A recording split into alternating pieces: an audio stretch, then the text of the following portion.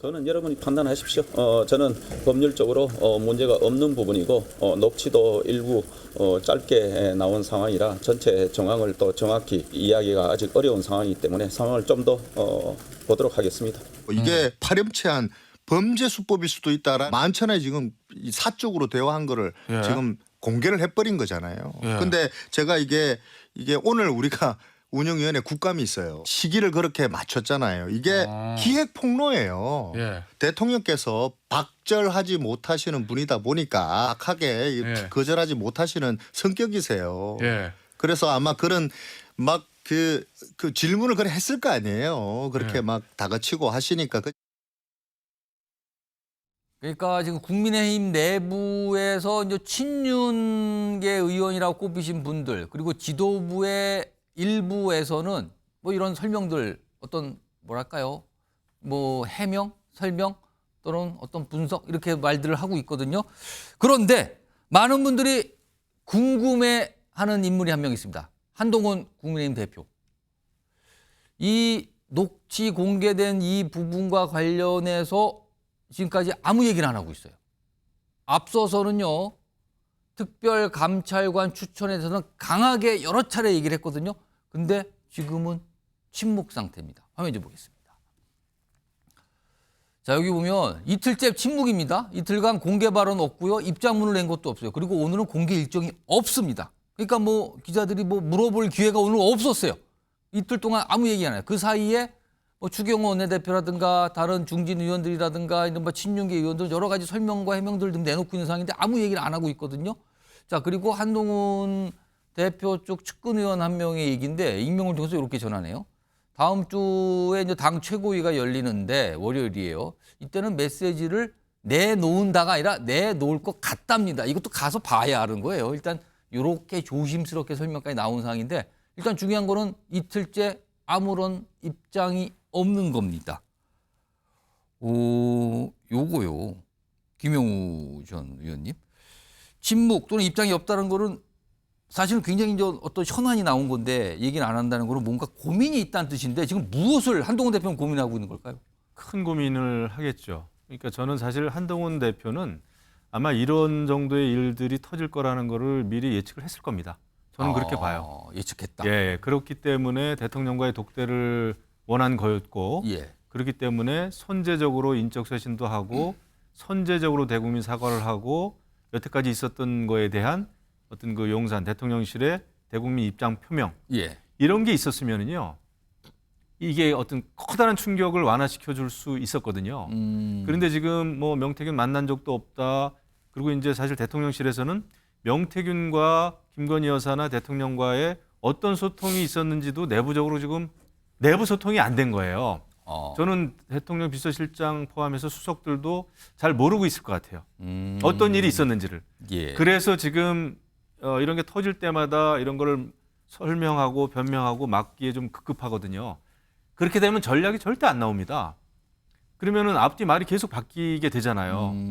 명태균과의 접촉이 없었다고 그랬는데 예. 결국 있었다는 게 또 드러나고 이렇게 되기 때문에 그래서 지금부터라도 할 일이 바로 내부 소통이에요. 어떤 예. 일이 있었나? 예. 그러면 어느 정도까지 대국민 입장 표명을 하고 법적인 건 법적인 대로 그다음에 정무적인 거는 또 정무적인 거대로 대책을 세워 나가야 된다. 한동훈 대표는 그거를 저는 알았다고 봅니다. 그리고 지금은 아마 이런 상황에서 그러면은 아무 일도 없었다는 듯이 넘어갈 수는 없잖아요. 당 대표가 맨날 국민의 눈높이 민심을 중요시하겠다고 예, 강조해 이렇게 했기 왔어요. 때문에 월요일 정도에는 저는 굉장히 그 어떤 좀 굉장히 무게 있는 그런 뭐라 그럴까 입장이 나오지 않을까 이렇게 그럼 생각이 지금은 돼요. 메시지를 고민하고 있는 단계로 보시는 거예요? 그렇죠. 왜냐하면은 대통령도 마찬가지입니다만은 한동훈 대표도 법을 다뤘던 사람이고 예. 또 박근혜 전 대통령의 공천 개입이라든지 그 당무 개입 이런 거를 수사를 했던 당사자들이에요. 예.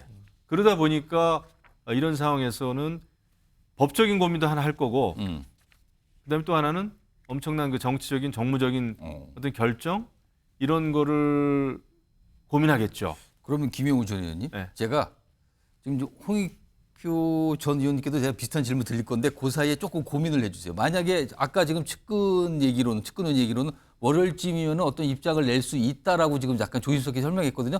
만약에 입장을 낸다면 진짜 어떤 입장을 낼지 지금 한번 고민을 좀 잠깐 해주세요. 제가 시간을 좀 드릴게요. 진짜 고민되네요. 예, 고민을 좀 해주시고 홍익표 전 의원님 말씀 끝나시면 제가 다시 질문 좀 드리겠습니다. 네. 자, 홍익표 전 의원님. 한동훈 대표 지금 침묵이거든요. 입장을 안 내는 그 침묵이라고 표현하겠습니다. 이게 침묵 자체가 입장인 건가? 아니면 진짜 뭔가를 입장을 내기 위한 고민을 하고 있는 단계인가? 이거 어떻게 봐야 됩니까? 저는 두 가지가 다 있다고 생각합니다. 침묵 자체도 메시지죠. 그러니까 굳이 표현한다면 할 말도 없고 하고 싶지도 않다.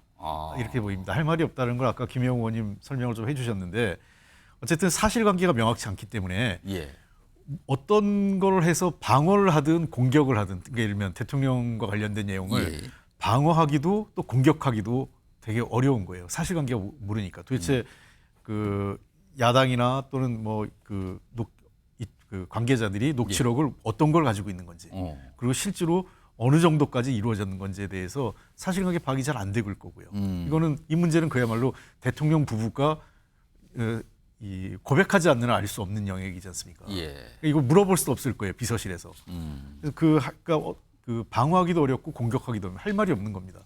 두 번째는 이거는 일종의 그 지난번 용산 그 대통령과 여당 대표 회담에 예. 그 연석선상이라고 봐야 되는데 그 이후로 사실상 냉기류가 좀 있었지 않습니까? 예. 한동훈 대표 입장에서는 굳이 나서서 얘기해야 될 필요가 없다고 생각한 거죠. 왜냐하면 나서서 방어하면 같이 시체 말은 물에 빠지는 격이고 그렇다고 공격해도 남는 게 없죠.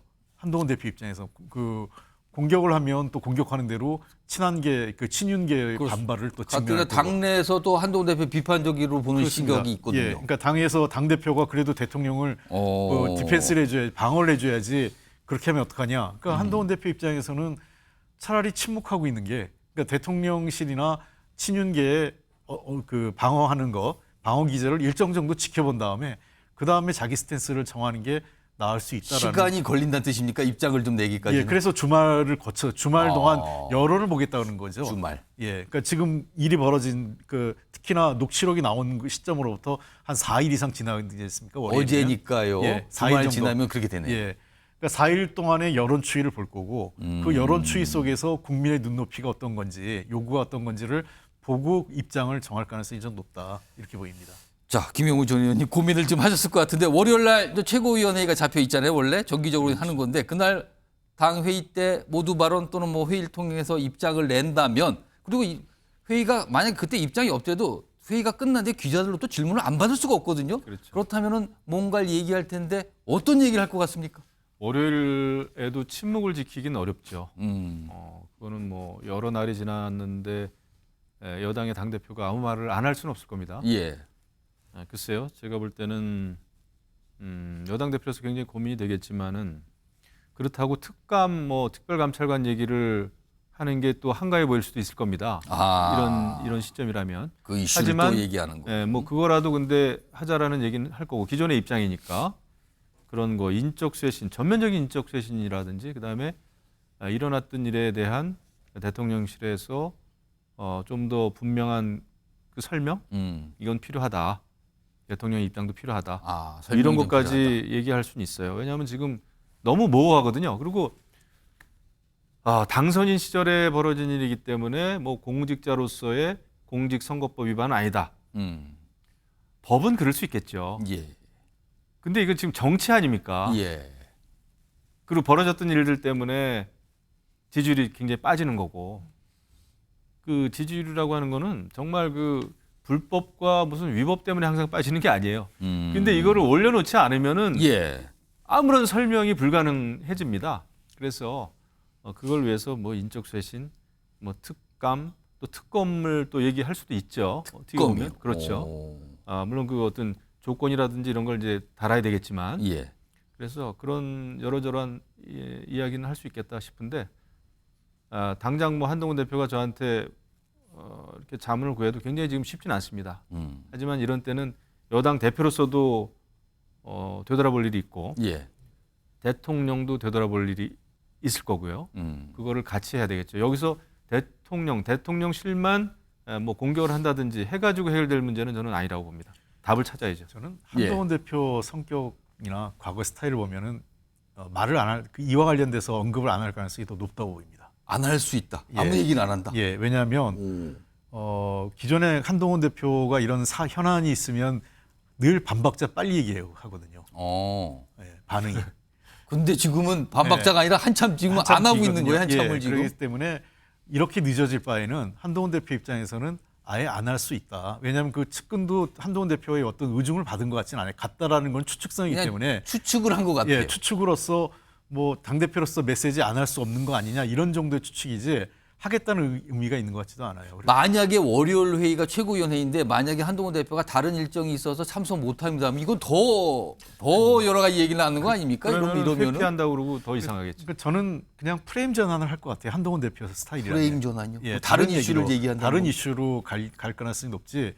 이 문제를 갖고 그 월요일에 올라탄다고 해봤자 한동훈 대표 입장에선 하등 자기한테 이로울 게 없어요. 벌써 며칠이 흘렀으니까. 예, 며칠이 흘렀고 그래서 주말 동안에 이 논란이 끝나고 본인은 월요일 날 어떤 새로운 이슈로 대표 메시지를 다른 것으로 전환하는 게 제가 한동훈 대표라면 한동훈 대표의 지금까지 스타일을 봐서 한동훈 대표한테는 그쪽으로 가지 않을까 생각됩니다. 자, 이런 상황에서요. 지금 이 명태균 씨요. 지금 뭐 어제는 이제 민주당이 그 녹취를 공개했는데 여러 경로를 통해서 이런저런 과거의 주로 전화 통화 내용이 많아요. 그런 내용들이 계속 전해지고 나오고 있는 상황이에요. 이런 가운데 민주당은 좀 이 사안 그렇게 간단하게 끝나지 않을 것 같다라는 얘기를 계속 꺼내고 있고요. 막상 또 명태균 씨는 뭔가를 수습하려는 듯한 모습도 보여요, 지금요. 연속해서 좀 들어보겠습니다. 전에 들어왔던 것에 대한 분석은 끝났지만 최근 며칠 사이에 새롭게 들어오고 있는 것들은 분석이 아직 안 되고 있습니다. 소수 인력으로 분석하기에 좀 버거울 정도로 양이 많아서 3분의 1도 못 들어본 것 같아요, 아직. 나는 추적으로 그런 짓 안 해. 그러니까 그냥 싹 불질러버리고 말아버려야지. 공적 대화가 뭐가 싹. 제 아버지 산소 가는 길이요. 다 불질러러. 아버지 산소 가는 길이었든 다 불질러올 거예요. 해진 거 있으면 검색 말지. 그래야 하여튼 그동안 고마웠습니다. 뭐 다 불질렀다 그러고 뭐 없앴다 뭐 이런 거잖아요, 지금. 불 질렀다가 아니라 불 지른다는 얘기예요. 그러니까 아직까지도 뭔가 질렀는지 안 질렀는지 봐야 된다 이 뜻인 겁니까? 지금? 아직까지도 뭔가 이렇게 저거에 있는 것 같아요. 자기 안위에 대해서 뭔가 아직까지 약간은 좀 협박하고 싶은 생각도 있고. 홍익표 전 의원님. 예, 지금 야당은 아까 보니까 뭐 아직 3분의 1도 뭐 아니다 뭐 이렇게 얘기하니까 이 녹취와 관련해서 계속 뭔가를 더 공세 또는 압박을 하겠다 이런 걸로 느껴져요. 예. 근데 막상 지금 명태균 씨 얘기는 약간 뒤로 빼거나 이거 수습을 좀 하거나 뭐 약간 이런 분위기거든요. 이건 어떻게 봐야 되는 겁니까, 그럼?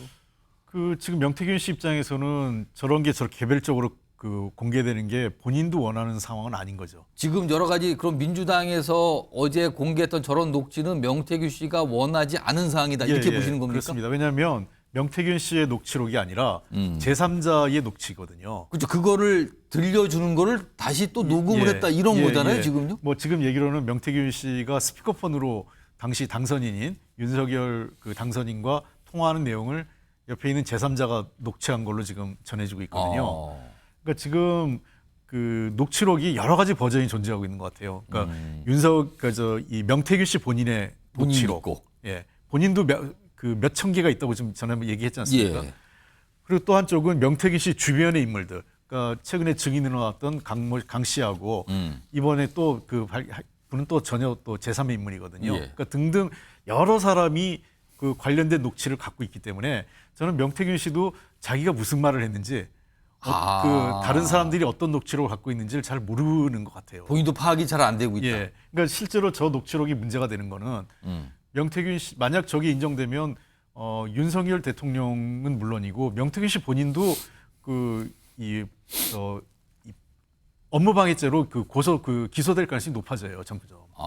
그러니까 저 내용이 밝혀지는 것은 본인도 원치 않았다고 저는 봅니다. 그러니까 그런 측면에서 지금 현재 국면은 그야말로 그 진흙탕 싸움 속에서 아군과 적군이 구분이 안 되는 거예요. 서로가 서로를 향해서 지금 이 녹취록을 둘러싸고 서로 그 제살길 찾겠다고 공개하는 상황이기 때문에 명태균 씨 입장에서는 지금 상황이 매우 곤혹스러울 거고 자기가 벌린 일이지만 본인도 수습이 안 되는. 그러니까 사실은 그 녹취록이나 그런 그 관련 자료를 갖고 자기에게 조여오는 사법적 움직임을 조금 더 차단하고 살려고 했는데 점점 진흙탕 속으로 빠져드는 국면이 되는 거죠.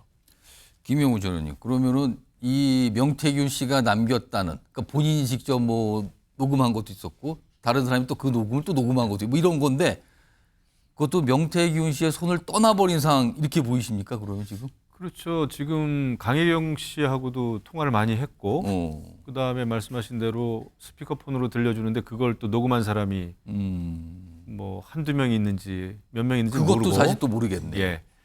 그래서 딱 그리고 그 명태균 씨의 여태 쭉 행태를 보니까 본인도 굉장히 좀 어떻게 보면은 주변 관리를 하면서 이렇게 살아온 게 아니라 많은 사람들 만나면서 많은 사람한테 통화 내용도 들려주고 이런 게 굉장히 많았다는 얘기를 저도 많이 들었어요. 정치인들한테. 예.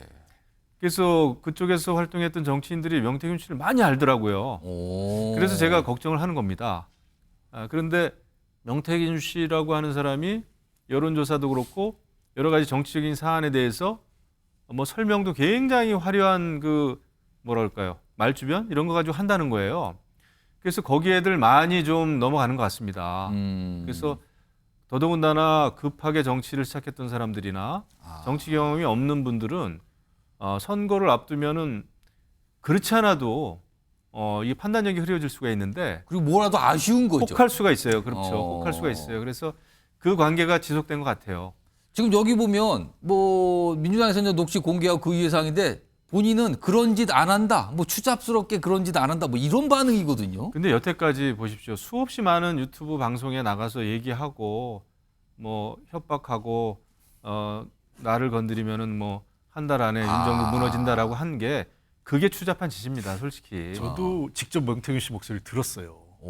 한 그 언론인하고 통화를 하는데 그분도 스피커폰을 열어서 그럼 저도 그 듣게 됐어요. 스피커폰에서 말하고 있는 인물이 명태균 예, 씨였어요? 명태균 씨가 얘기한 걸 들었는데 옆에서 들으셨어요? 예. 오. 같이 저녁 먹다가 이제 그 전화가 오니까 그분이 통화하신 분하고 하는 걸 들으셨군요. 예, 그러면. 스피커폰으로 열고 예. 그 내용이 그 지금 뭐 그 자기 아버님 묘에 파묻었다 그랬잖아요. 예. 그 내용을 그 한 일주일 전에도 그 얘기를 하더라고요.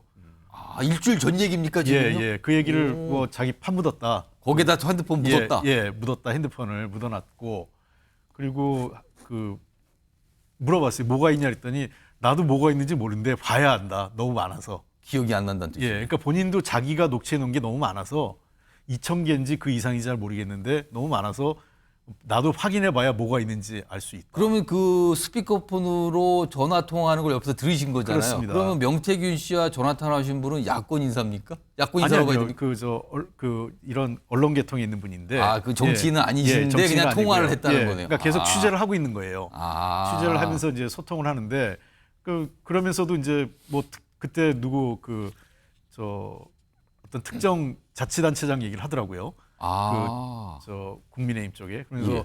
자기에 대해서 막 하는데 나도 가만 안 있을 거야. 이런 얘기를 또 하면서 그랬더니 뭐 자료가 있냐 하니까 그건 찾아봐야 돼. 뭐 이런 식의 얘기들을. 그러니까 명태균 씨가 본인은 아니라고 추잡하다 이렇게 얘기했지만 곳곳에 아까 김영우 의원 얘기한 것처럼 방송에 나갔어든 또 방송에 직접 출연하지 않더라도 여러 사람하고 그런 얘기를 하면서 자기가 뭐가 가지고 있다라는 것을 끊임없이 흔들고 과시한 것은 사실입니다.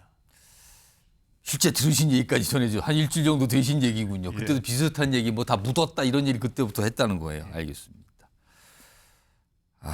아무튼 이런 상황은 좀 같습니다. 그리고 아까 뭐 국회 운영위원회 지금 대통령 비서실 등 대상으로 지금 국정감 진행 중인데 아마 지금도 진행이 되고 있을 거예요. 지금요. 굉장히 치열한 모습이었습니다.